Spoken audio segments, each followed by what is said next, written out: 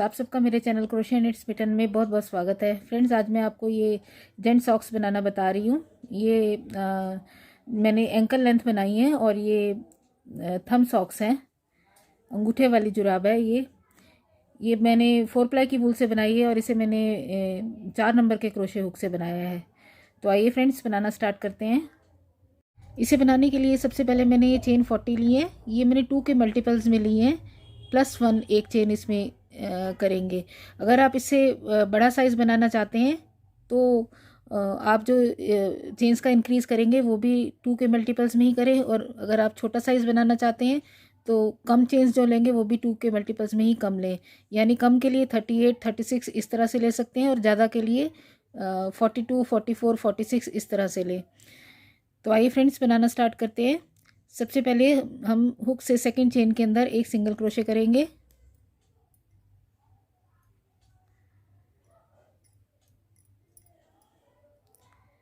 और इसके बाद हमने हर स्टिच के अंदर एक सिंगल क्रोशे करना है। सिंगल क्रोशे यानी बिना बल दिए 2, 2 का 1, इस तरह से।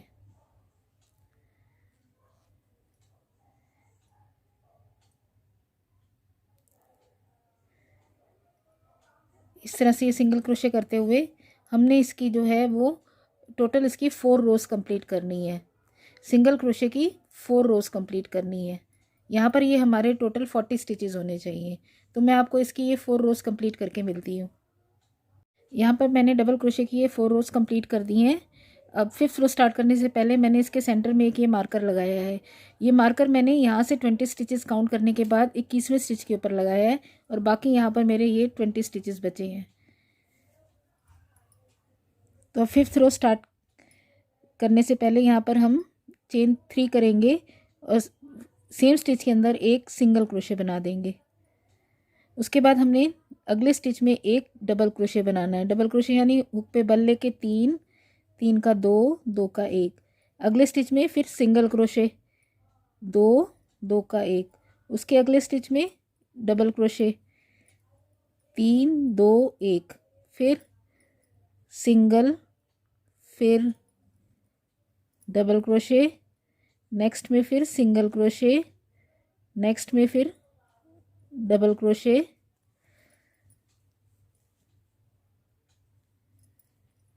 इसी तरह से हमने ये मार्कर तक लेके आना है। एक सिंगल क्रोशे स्टिच में और उसके अगले स्टिच में एक double crochet.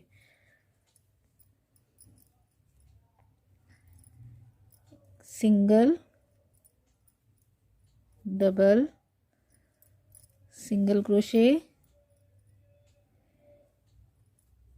Double crochet, single, double, single, double,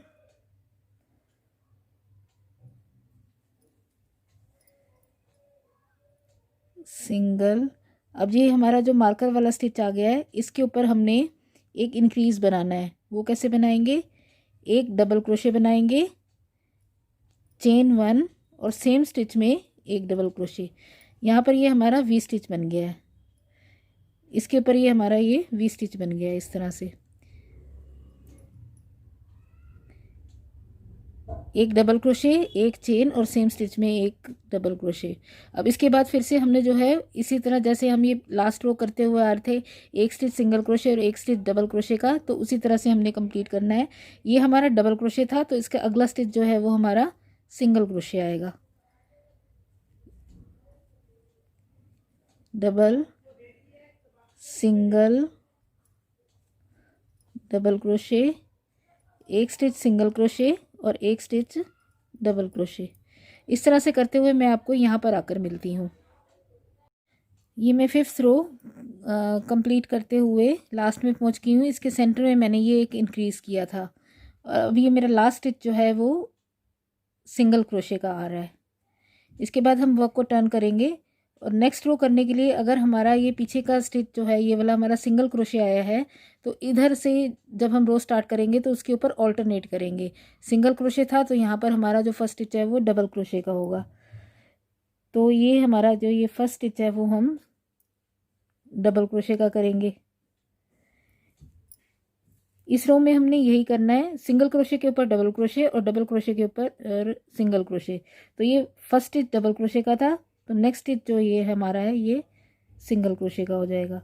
इसके बाद अगला स्टिच जो है वो डबल क्रोशे, उसके बाद नेक्स्ट स्टिच जो है वो सिंगल क्रोशे, उसके बाद अगला स्टिच जो है वो डबल क्रोशे। इसी तरह से हमने रो कंप्लीट करनी है। ये हमें क्लियर नज़र आते हैं। ये जो बड़ा सा स्टिच है थोड़ा मोटा सा नज़र आ रहा है, ये इसके ऊपर हमारा हमेशा सिंगल क्रोशे बनेगा, और जो ये होल वाला स्टिच नज़र आता है इस तरह से, इसके अंदर हमारा डबल क्रोशे बनेगा। इसी तरह से एक स्टिच सिंगल क्रोशे और उससे नेक्स्ट स्टिच डबल क्रोशे। इस तरह से करते हुए मैं आपको इस इंक्रीज पर आकर मिलती हूँ। ये मैं सेंटर के इंक्रीज वाले स्टिच के ऊपर आ गई हूँ। यहाँ पर आके ये मेरा जो था स्टिच जो सिंगल क्रोशे उसके बाद डबल क्रोशे आया है, और ये जो इंक्रीज के दो स्टिच है यानी वी स्टिच जो है ये हमारा डबल क्रोशे में है दोनों। तो इसके ऊपर हमारा जो इस वी स्टिच के ऊपर है वो हम एक सिंगल क्रोशे पहले बनाएंगे। इस तरह से इसके बाद आना चाहिए हमारा डबल क्रोशे। तो वो डबल क्रोशे जो है वो हम इस स्टिच के अंदर बनाएंगे और फिर से इंक्रीज करेंगे इस वी स्टिच के अंदर। तो एक वी स्टिच के अंदर एक डबल क्रोशे, फिर एक चेन और सेम स्टिच के अंदर एक और डबल क्रोशे। ये हमने इस वी स्टिच के अंदर एक और वी स्टिच बना के ये इंक्रीज़ कर दिया, इस रो का इंक्रीज़ कर दिया है। इसके बाद फिर कंटिन्यू हमने करना है। तो ये जो लास्ट में ये जो स्टिच है हमारा ये डबल क्रोशे का आया हुआ है लंबा, तो इसका मतलब है इसके ऊपर जो है हमारा वो सिंगल क्रोशे आना चाहिए। तो इधर से देखेंगे तब भी ये डबल क्रोशे है, तो इसके बाद जो है वो सिंगल क्रोशे आएगा। तो ये सिंगल क्रोशे, फिर ये डबल, फिर से सिंगल, डबल। इसी तरह से हमने ये पूरी रो कंप्लीट करनी है। ये मैं 6 रो के एंड में पहुंच गई हूँ। यहाँ पर जो मेरा ये लास्ट स्टिच आया है वो डबल क्रोशे आया है। तो फिर चेन 2 करके वर्क को हम टर्न करेंगे। यहाँ पर हमारा लास्ट स्टिच जो है वो डबल क्रोशे आया था, तो ये जो फर्स्ट स्टिच है इस बार मेरा ये सिंगल क्रोशे आएगा। तो यहाँ पर मैं सिंगल क्रोशे करूँगी। अब फिर ये होल वाला स्टिच नज़र आ रहा है, इसके अंदर हम डबल क्रोशे बनाएंगे। इसके बाद ये बड़ा सा स्टिच नज़र आ रहा है, तो इसके अंदर हम लोगों ने सिंगल क्रोशे बना देना है। नेक्स्ट ये होल वाला स्टिच है फिर से, तो डबल क्रोशे। इसी तरह से एक सिंगल क्रोशे के ऊपर डबल क्रोशे और डबल क्रोशे के ऊपर सिंगल क्रोशे करते हुए हमने ये सारा डिज़ाइंस की रोज़ कंप्लीट करनी है। नेक्स्ट जो है वो सिंगल क्रोशे आएगा, उससे बाद बड़ा डबल क्रोशे। इसी तरह से ये इंक्रीज मैं आपको इस इंक्रीज वाले स्टिच पर आकर मिलती हूँ। ये मैं इंक्रीज वाले स्टिच पर फिर से पहुँच गई हूँ। जब भी हम ये इंक्रीज वाले स्टिच पर पहुँचेंगे तो इस डबल क्रोशे के ऊपर हमारा सिंगल क्रोशे आना चाहिए हर रो में। ये डबल क्रोशे का है, तो इससे पहले का स्टिच जो है हमारा वो डबल क्रोशे था, तो यहाँ पर ये हमारा सिंगल क्रोशे होना चाहिए। वी स्टिच का जो ये वाला डबल क्रोशे वाला स्टिच है, इसके बाद फिर से हमने इस स्पेस के अंदर वी स्टिच बनाना है। तो एक डबल क्रोशे, एक चेन और सेम स्टिच के अंदर एक डबल क्रोशे फिर से। इसके बाद ये वाला हमारा फिर से डबल क्रोशे आ गया वी स्टिच वाला। तो जब भी हम वी स्टिच बनाएंगे उसके वी स्टिच बनाने के बाद अगला स्टिच जो हमारा है हमेशा वो सिंगल क्रोशे का आना चाहिए। तो ये सिंगल क्रोशे हो गया। इसके बाद फिर ये होल वाला स्टिच नज़र आ रहा है ये बड़ा सा, तो इसके अंदर हमारा डबल क्रोशे आएगा, फिर सिंगल, फिर डबल। इसी तरह से हमने इसकी ये रोज़ जो है वो कंप्लीट करनी है। यहाँ पर ये मैंने जो है वो 3 जो इंक्रीज़ हैं वो बना दिए हैं। यहाँ पर मैंने ये 1, 2 और 3 ये 3 इंक्रीज़ बना दिए हैं। इसी तरह से हमने रोज़ इसी डिज़ाइन में पैटर्न में रोज़ को कंप्लीट करते हुए हमने इसकी जो है वो 14 रोज़ बनानी है। तो ये हर बार जो है हमारे 2 स्टिचेस बढ़ेंगे। तो ये मैंने 1, 2, 3 कर दिए हैं। इसके हमने ये टोटल 14 रोज़ कंप्लीट करनी है। तो मैं आपको इसकी ये 14 रोज़ कंप्लीट करने के बाद आकर मिलती हूँ। ये मैंने इसकी 14 रोज़ जो है वो कंप्लीट कर ली है। एक बार काउंट कर लेते हैं, 1 2 3 4 5 6 7 8 9 10 11 12 13 एंड 14। अब हमने क्या करना है, इसके सेंटर स्टिच, इस वी स्टिच के इस तरफ के 34 स्टिचेस में और इस तरफ के 34 स्टिचेस में सिंगल क्रोशे करने हैं। बारी बारी से इकट्ठा उसको ज्वाइन नहीं करना, एक बार इधर से करना है और एक बार फिर इधर से करना है। तो और उसकी हमने 8 रोज़ बनानी है, मतलब 8 रोज़ इसके बाद सिंगल क्रोशे की इस तरफ आएंगी और 8 रोज़ सिंगल क्रोशे की इस तरफ आएंगी। तो इस तरफ जो है मैंने वो सिंगल क्रोशे की रोज़ कंप्लीट कर दी है। ये देखिए, ये मैंने इन 34 स्टिचेस के अंदर, इस वी स्टिच के बाद के इन 34 स्टिचेस के अंदर मैंने ये सिंगल क्रोशे की 8 रोज़ बना दी हैं।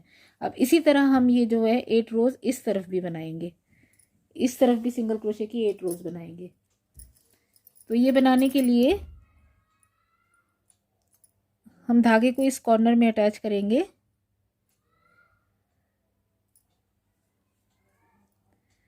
और हर स्टिच के अंदर एक सिंगल क्रोशे करते हुए अपनी इस रो को कंप्लीट करेंगे।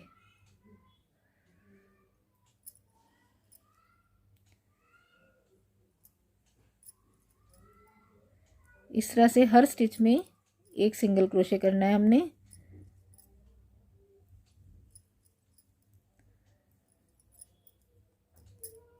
इस तरह से सिंगल क्रोशे करते हुए मैं आपको यहाँ पर आकर मिलती हूँ।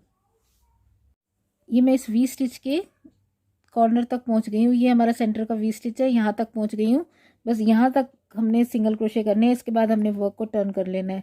चेन 1 करके वर्क को टर्न करेंगे और फिर से हर स्टिच के अंदर एक सिंगल क्रोशे करेंगे। ये मेरी सिंगल क्रोशे की दूसरी रो शुरू हो गई है। तो इस तरह से हमने इसकी ये टोटल 8 रोज़ बनानी है।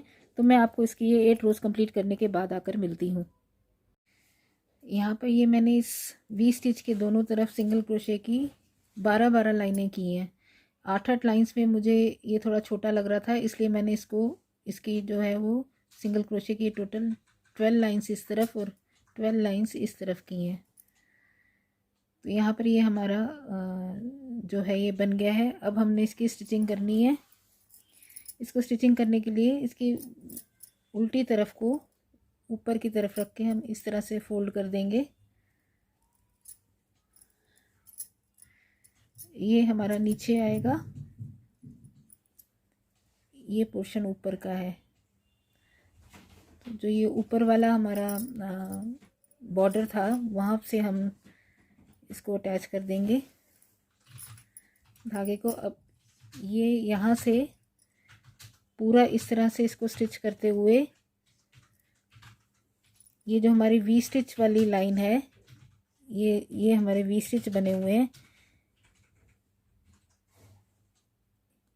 इससे इसके इस तरफ से 10 स्टिचेस काउंट करके 1 2 3 4 5 6 7 8 9 एंड 10, तो यहाँ तक ये मैं 10 स्टिचेस करके यहाँ तक, यहाँ से हम स्टार्ट करेंगे स्टिच करना। यहाँ से इस तरह करके फिर टर्न कर लेंगे, फिर इधर से यहाँ तक इसको सिलकर मैं आपको यहाँ पर आकर मिलती हूँ। यहाँ का ये पोर्शन हम जो है, जो ये 20 स्टिचेस हमारे बने हुए हैं, इस तरफ ये हम खुला छोड़ देंगे। तो मैं आपको यहाँ पर आकर मिलती हूँ। ये मैंने इस जुराब के यहाँ से स्टिचिंग स्टार्ट की थी और इस तरह से स्टिच करते हुए मैं यहाँ से इस तरह टर्न करके यहाँ तक ले आई हूँ। यहाँ से मैंने इस तरफ से भी 10 स्टिचेस और इस तरफ से भी 10 स्टिचेस छोड़ दिए हैं। ये हमारी वो वाली साइड है जहाँ ये वी स्टिच आ रहे थे हमारे सेंटर के। अब हमने क्या करना है, इस वी स्टिच को, जो ये वी स्टिच का सेंटर है, इसको हमने इस तरह से, जहाँ पर हमने स्टिचिंग ख़त्म की है, यहाँ पर इस तरह से इसको जोड़ देना है। और अब जो है ये इसकी जो सिलाई करनी है वो हमने इस वी शेप में करनी है। तो इससे हमारा पंजा और अंगूठा जो है वो अलग अलग हो जाएगा। ये हम सेंटर का स्टिच है, ये हमने ये पीछे से वी स्टिच का ये सेंटर ले लेना है। अब हमने धागे को हम एक तरफ ले आते हैं किसी भी,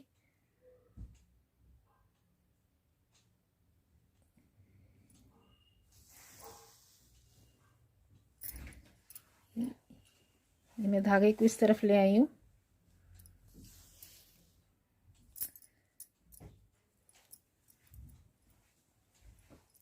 अब हमने इसको ऐसे वी में यहाँ से यहाँ तक ऐसे सिलाई कर देनी है। तो मैं आपको ये इस तरह से सिलाई करने के बाद यहाँ आके मिलती हूँ। यहाँ पर ये हमारी सॉक्स बनकर तैयार हो गई है। आशा करती हूँ कि आपको मेरा ये वीडियो पसंद आया होगा। मेरे इस वीडियो को देखने के लिए बहुत बहुत धन्यवाद।